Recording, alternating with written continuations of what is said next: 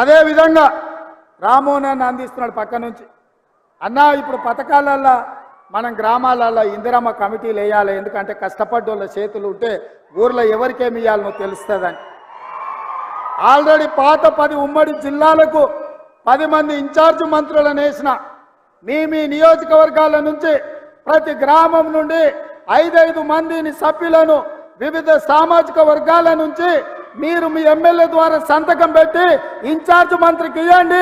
ఇందిరమ్మ కమిటీలను వేసి ఇండ్లైనా పెన్షన్ అయినా సిలిండర్ అయినా ఏ పథకమైనా మీ ద్వారా పేదలకు చేర్పించే బాధ్యత మన ప్రభుత్వం తీసుకుంటుంది అని చెప్పి నేను ఈ సందర్భంగా తెలియజేస్తున్నా.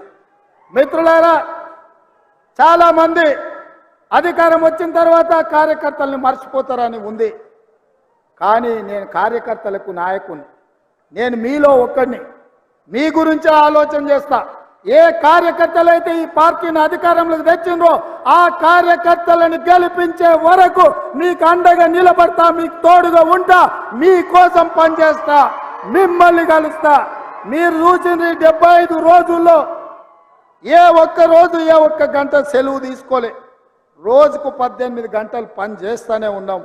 ఎవరు వచ్చినా కలుస్తూనే ఉన్నా. అట్లని అందరినీ కలిసినా నేను అనలేను. వేలాది మంది అభిమానంతో ఏం పని లేకపోయినా అన్నను ఒకసారి కలిసిపోదామని వస్తారు.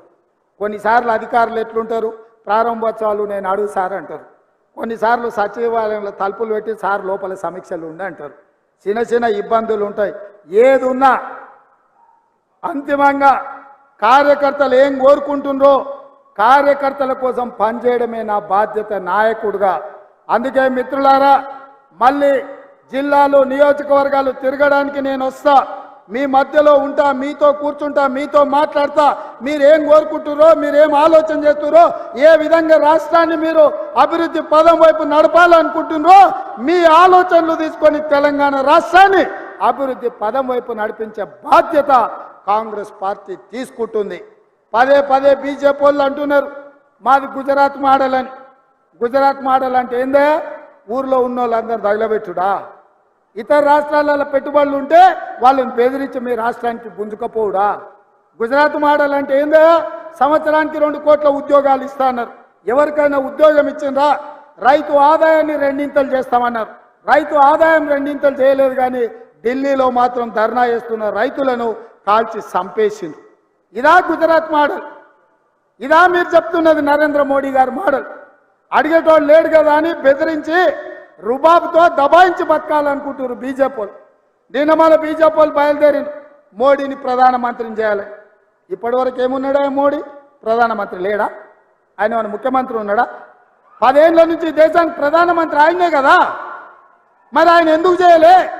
సంవత్సరానికి 2 కోట్ల ఉద్యోగాలంటే ఇప్పటికీ దేశంలో 20 కోట్ల ఉద్యోగాలు ఇవ్వాల్సిన అవసరం ఉండే. రైతుల ఆదాయం 2 చేస్తా అన్నాడు. కానీ మా ఊర్లో ఒడ్లు అంటే ఇస్తే కొనేటోళ్ళు లేడు, మా తాండూరులో కందులు వస్తే పట్టేటోళ్ళు లేడు. ఎట్లా బతకాలి? అభివృద్ధి అన్నారు. ఏం అభివృద్ధి అని నేను అడుగుతున్నా. ప్రాణహిత చేవెళ్ళ నుంచి చేవెళ్ళ వరకు నీళ్లు దేవాలని ఆనాడు డాక్టర్ వైఎస్ రాజశేఖర రెడ్డి ఈ చేవెళ్ళలో శిలాఫలకం వేస్తే పడావు పెట్టించిండు, పండ్లికిలు ఇచ్చిండు కేసీఆర్. ఈ బీజేపీ ఏమన్నా చెప్పి కేసీఆర్ చేవెళ్ళ, వికారాబాద్, తాండూరు, పరిగి ఈ ప్రాంతాలకు గోదావరి జలాలు ఇవ్వాలి, ఈ ప్రాజెక్టు పూర్తి చేయాలని ఎప్పుడని చెప్పిండా?